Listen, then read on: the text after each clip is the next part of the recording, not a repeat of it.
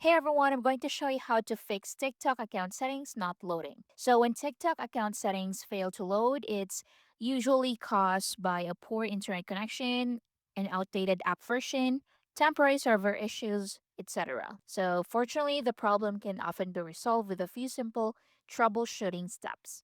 So, to start, check your internet connection. So, go to your settings, tap on Wi Fi, and you can switch between Wi Fi and mobile data. You can also restart your router if you're using Wi Fi and test other apps to confirm your connection is stable. Another thing you can do is to restart the TikTok app. So completely close TikTok and reopen it. So this can clear temporary glitches affecting the settings page. Next, you can clear TikTok cache. So open TikTok and go to your profile. Click the three-line menu in the top right. Go to settings and privacy.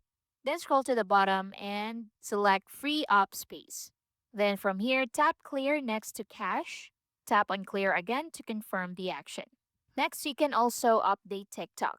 So you can visit App Store or Google Play Store, then search for TikTok and install any available updates to ensure compatibility and bug fixes. Then open TikTok and try again if that works. And that's basically it. I hope you find this helpful. Thank you for watching.